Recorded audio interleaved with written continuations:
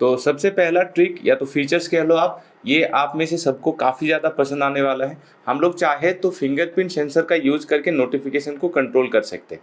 तो fingerprint sensor को अगर हम लोग डाउन की तरफ लेंगे तो नोटिफिकेशन डाउन हो जाएगा, अगर अप करेंगे तो वो ऑटोमेटिकली अप हो जाएगा। तो ये काफ़ी अच्छा एक हैंडी फीचर्स है। तो इस फीचर को आपको एनेबल करने के लिए आपको जाना पड़ेगा आपके फ़ोन में सेटिंग में जाने के बाद आपको जाना पड़ेगा एडवांस फीचर्स में, और एडवांस फीचर्स में जाने के बाद मोशन एंड गेस्चर, और मोशन और गेस्चर में जाने के बाद यहाँ पे हम लोगों को जाना है फिंगर सेंसर गेस्चर में। तो जैसे हम लोग ऑन करेंगे अब ये काम करना शुरू हो जाएगा। तो ये काफ़ी एक हैंडी फीचर है, डे टू डे लाइफ में काफ़ी ज़्यादा यूजफुल फीचर है। सेकंड फीचर जो है वो काफ़ी ज़्यादा इंटरेस्टिंग फीचर्स है, क्योंकि इस फ़ोन का स्क्रीन साइज काफ़ी ज़्यादा बड़ा है।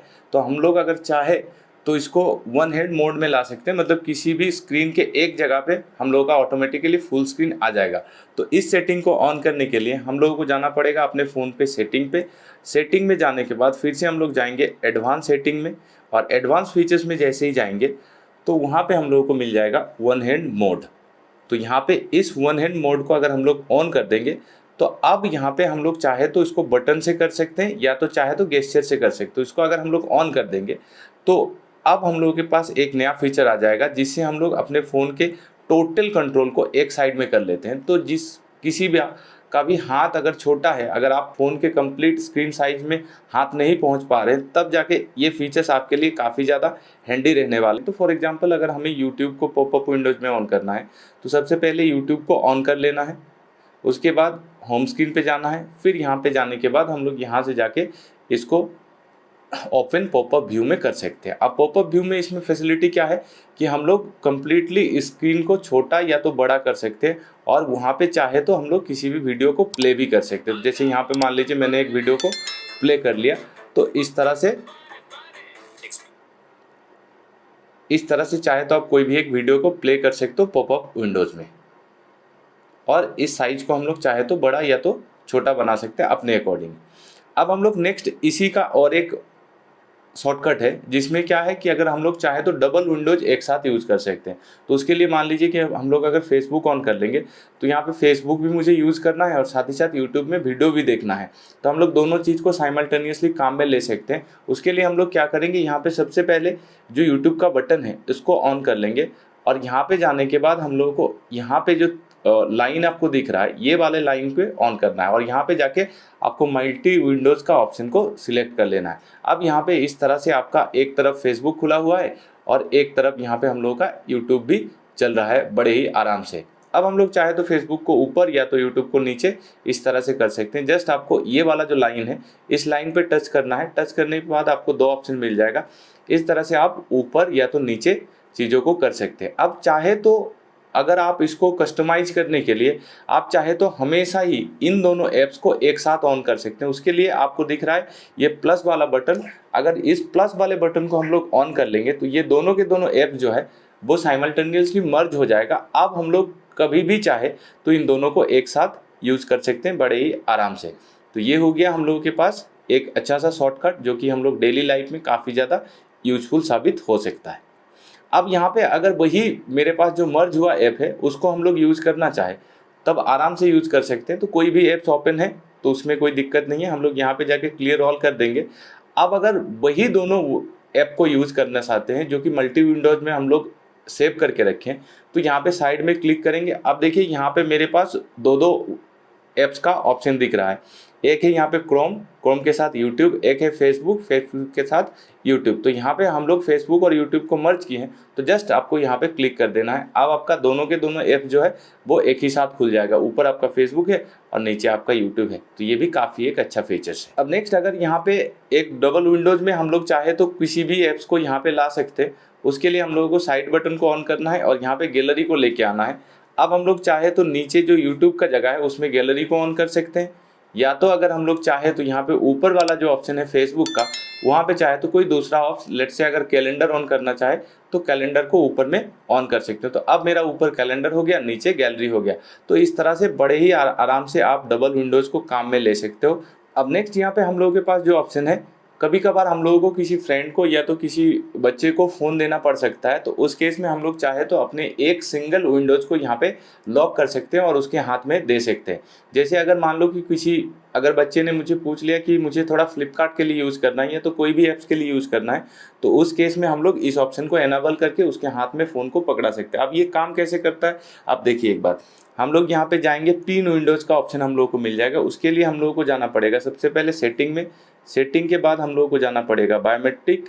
बायोमेट्रिक में जैसे ही जाएंगे, उसके बाद हम लोग जाएंगे अदर सिक्योरिटी सेटिंग में, और अदर सिक्योरिटी सेटिंग में जाने के बाद पिन विंडोज़ का जो ऑप्शन है, आप लोग देख सकते हो यहाँ पे पिन विंडोज़ का जो ऑप्शन है, इसे हम लोग ऑन कर लेंगे। अब इससे क्या होगा कि अगर हम लोग चाहे तो किसी भी पर्टिकुलर ऐप्स को किसी भी एक पर्टिकुलर पर्सन के हाथ में थमा सकते हैं। जैसे यहाँ पे हमने फ्लिपकार्ट ऑन कर लिया, और फ्लिपकार्ट ऑन करने के बाद वो अगर पर्सन चाहता है कि फ्लिपकार्ट ही उसे यूज़ करना है, तो उसके बाद हम लोग फ्लिपकार्ट को कम्प्लीटली लॉक कर सकते हैं। तो यहाँ पे जो आपके पास मेनू है, यहाँ पे आप क्लिक करोगे और उसके बाद पिन दिस ऐप पे क्लिक कर देना है। अब ओके कर देना है। अब यहाँ पे जैसे ही हम लोग ऑन करके उनको दे देंगे, तो वो चाहे तो मेरे फ़ोन में आप कुछ भी नहीं कर पाएगा, केवल फ्लिपकार्ट को यूज़ कर पाएगा। बाकी सारे जो फीचर्स है फ़ोन का वो ऑटोमेटिकली लॉक रहेगा। अब किसी भी हालत में ना फ़ोन तो बैक होगा ना तो कुछ होगा, यहाँ पे किसी भी तरह से हम लोग बैक नहीं ला सकते। ऐप को अगर हम लोग अनपिन करना चाहते हैं तो हम लोगों को एक बार बैक की और यहाँ पे मेनू को दोनों साथ एक साथ प्रेस करना है, और इससे ये ऑटोमेटिकली अनपिन हो जाएगा। लेकिन अनपिन होने के बाद आपका जो फ़ोन का यहाँ पे फिंगरप्रिंट है या तो जो आपका लॉक है, वो लॉक को प्रेस करेंगे तभी जाके ये ऑटोमेटिकली खुल जाएगा। अदर केसेस में ये किसी भी हालत में नहीं खुलेगा। अब नेक्स्ट यहाँ पे जो फीचर्स मुझे काफ़ी ज़्यादा इंटरेस्टिंग लगा, ये फीचर्स है हम लोग चाहे तो यहाँ पे सैमसंग मैसेंजर ऐप्स को यूज़ करके काफ़ी अच्छे चीज़ यहाँ पे कर सकते हैं। उसमें सबसे ज़्यादा मुझे जो यूज़फुल चीज़ लगा वो यहाँ पे लगा कि किसी भी आदमी को या तो किसी भी पर्सन को हम लोग एक शेड्यूल मैसेज भेज सकते हैं। तो फॉर एग्जांपल रात के 12 बजे मुझे मैसेज नहीं करना है किसी का, और उसी दिन रात के 12 बजे मान लीजिए किसी का बर्थडे है, तो हम लोग चाहे तो एग्जैक्टली 12 बजे किसी को मैसेज शेड्यूल कर सकते हैं। तो उसके लिए हम लोग को क्या करना पड़ेगा, मैसेज ऐप को ऑन करना पड़ेगा, और यहाँ पे इस तरह का इंटरफेस खुल जाएगा और उसमें प्लस वाले आइकन को हमें क्लिक कर लेना है। जैसे हम लोग प्लस वाले आइकन को क्लिक करेंगे, यहाँ पे शेड्यूल मैसेज का हम लोग को ऑप्शन आएगा। अब मान लीजिए कि अगर 10 तारीख को रात के 12 बजे या तो 12 बजे 5 मिनट में हमको किसी को मैसेज भेजना है, तो हम लोग शेड्यूल कर सकते हैं। तो ये हो गया 12, और यहाँ पे जाके हम लोग 12:05 AM सिलेक्ट कर लेंगे और यहाँ पे डन कर देंगे। और डन करने के बाद सेट शेड्यूल लेटर कर देना है और डन कर देना है।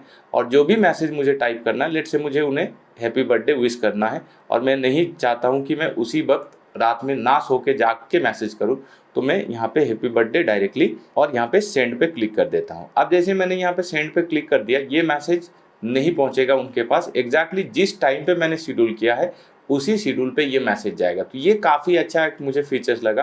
तो अगर अभी तक आप लोगों को ये वीडियो अच्छा लग रहा है तो वीडियो को जरूर से लाइक करें, वीडियो को शेयर जरूर करें, और आप लोग मुझे कमेंट में डेफिनेटली बताइए कि इस वीडियो का आपको सेकंड पार्ट चाहिए कि नहीं, क्योंकि और बहुत सारे फीचर्स मैंने यहाँ पे डिस्कवर किया है जो कि काफ़ी ज़्यादा आपको पसंद आने वाला है। तो आप लोग कॉमेंट में जरूर बताइए कि सेकेंड पार्ट आपको चाहिए कि नहीं चाहिए। अब नेक्स्ट यहाँ पे जो फीचर्स है वो काफ़ी ज़्यादा हैंडी फीचर्स है और हम सभी का चाहते फीचर्स है। तो यहाँ पे कॉल रिकॉर्डिंग का ऑप्शन है, क्योंकि इसमें गूगल डायलर नहीं है, ये जो डायलर है वो सैमसंग का ही डायलर है।